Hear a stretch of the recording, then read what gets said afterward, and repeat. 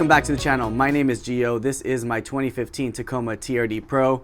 Today we are installing a Radium dual catch can kit, and that is because we put a Magnuson supercharger on in the last video, and with forced induction you really want to have a good catch can system. Now generally catch cans are going to be single, which is on the PCV side, which is the driver side valve cover. That's positive crankcase ventilation. But with this Radium kit, we're also addressing the CCV side, which is on the passenger side of this engine, and that is the crankcase ventilation. So I'm going to go over that in just a second, but the way Radium has it mounted is on the driver's side, and there's just way too much going on with my wiring and with that new resi for the supercharger. So I'm going to go ahead and relocate it onto the passenger side. The only thing I had to order extra were some 90-degree 6AN fittings and 5 foot of the 3/8 PCV hose from Radium, and I'll go over that in just a second. But I already removed the stock intake. This thing is just a chokehold for the supercharger. So while we do all this, we're going to put in a Volant intake as well. So let's get on to the work and figure out the game plan to get this done. Alright, so I went ahead and assembled this whole contraption right here, and it looks like there's a lot going on, but it's really easy. So first things first, you're going to drop in the catch can from the bottom up. It's got a perfect recess cut out, and then you put in the 4 Allen bolts on each side, and then we've got these big fittings right here. So this is going to be 10 AN, this is 6 AN, and these do swivel. Now in the future, should you ever get a leak right here, because this is a closed system, you can take the C-clip off and rebuild it. They sell seal kits. I believe there's like 2 O-rings. So keep that in mind. So we got everything laid out right here, and I just wanted to get the stock intake manifold so I can show you much better than trying to show you on the supercharger. So if you look down inside of these runners right here, we've got oil where it looks wet. That is because the PCV, the positive crankcase ventilation, is bringing dirty air back in. So it goes off the PCV valve on the valve cover, and that hose connects right here. So basically you've got a bunch of oil vapors in the air that are just going right back into your intake system, and they're going right back through the runners into the combustion chamber. So if you take this off and you look down in the aluminum plenum and see a bunch of oil, you want to install a PCV. Now going over here to the throttle body side, you see how it looks nice and wet in there? That is because we've got oil coming in through the CCV. Now I have to show you on the engine for this one. So this is going to be the CCV side, and it's obviously the much bigger side, and this goes right into the intake before the throttle body. So there's a little 90-degree fitting on the intake, and basically you've got oil vapors in here as well, and they go through the throttle body. That's usually what clogs up the throttle body when it gets really dirty, and then it goes through the rest of the combustion chamber. So on these engines, if you can, you want to do a dual catch can setup. There's a lot of companies that only sell a single, but I don't know why they wouldn't just do dual. It's a better system at the end. Now you add a supercharger in the mix, and you're just having way more oil vapors go through the system because it is now forced induction.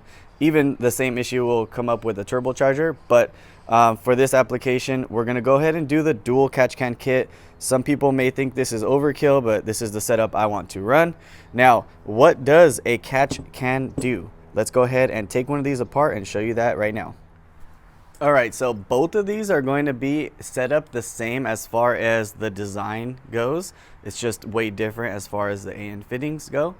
But you're going to have the entry, so you're taking the hose off of the valve cover, and it's coming into the top on both of these. And then it's going to hit this media right here, which is the baffle.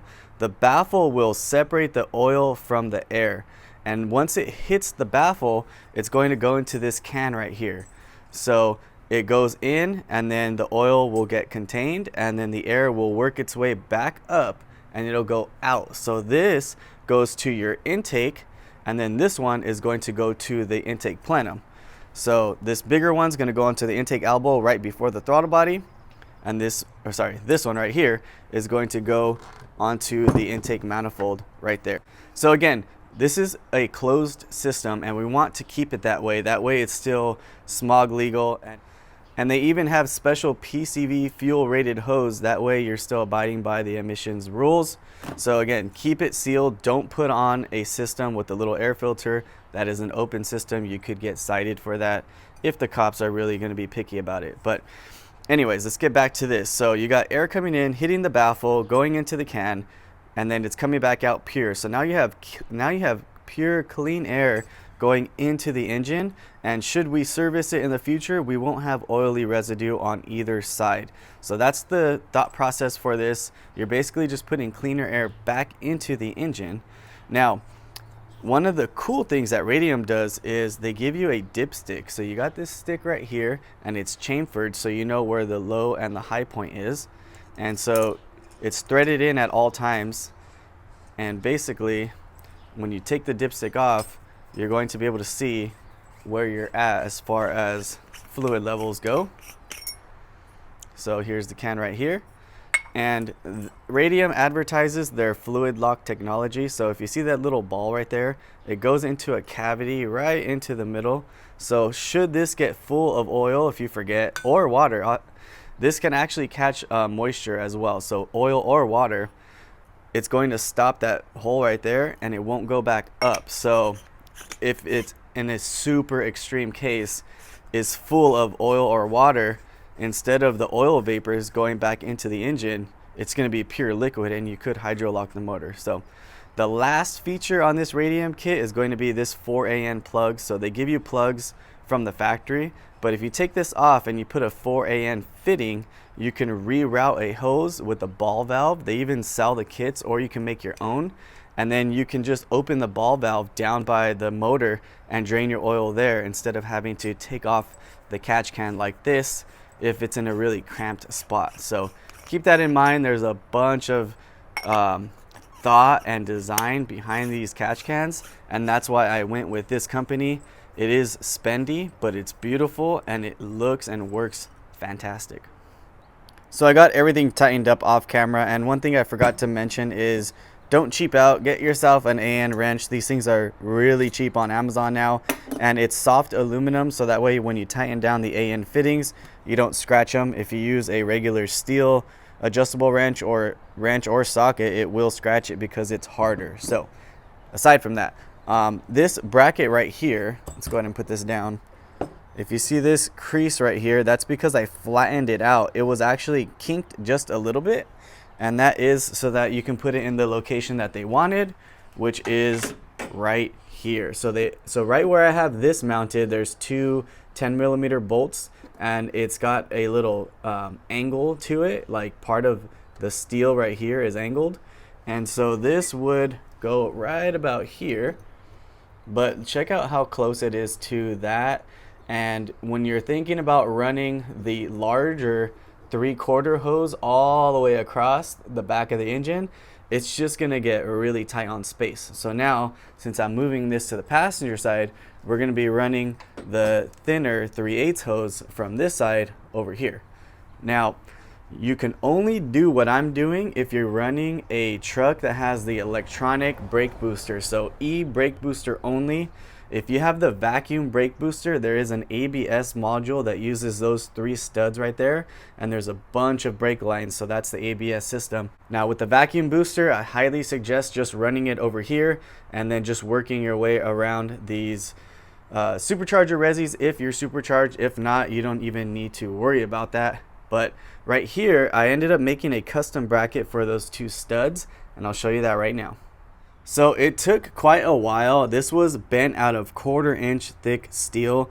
It was a flat piece of metal that I cut from right there. And let me tell you, trying to bend that was insane. So once I figured that out, I figured out where I wanted the holes to be. And so I drilled out some holes and drilled out the upper mounting holes for the bracket that I had flattened out. And I ended up just cutting off some of the excess, so I didn't need to keep all the plate. I think I did like 6 inch all the way across, and now it's much thinner right here, and we've got a nice crease. And if you're wondering why this is not straight, it's because while I was designing this thing, I had to figure out how to work around the Volant Intake. So I wanted this to work with the Volant Intake and the dual catch can kit, and all have the proper clearance that you need. So with the intake loosely dropped in, this is how it's going to look. So it actually runs parallel with the box. So if I didn't have that angle, it would be like this, and then it would look weird. So I went ahead and did that. And if you're wondering what the heck this is, because not all the trucks have them, I had to Google the part number, but it is the module for the secondary air pump. So we're gonna go ahead and keep the secondary air with the Volant Intake, and I didn't want to move this module, so I had to design my bracket just so that everything works in conjunction with each other. So here's the catch can system bolted down, and you know we had to use ARP hardware on this. So now that we got this thing mounted up, you can see which direction I had everything in mind. So we're gonna go ahead and pop this one off, and then we will take off the one on the supercharger and we'll start running some hose. So with that being said, let's go ahead and get this thing time-lapsed and get these parts installed, and then I will show you the hose routing after.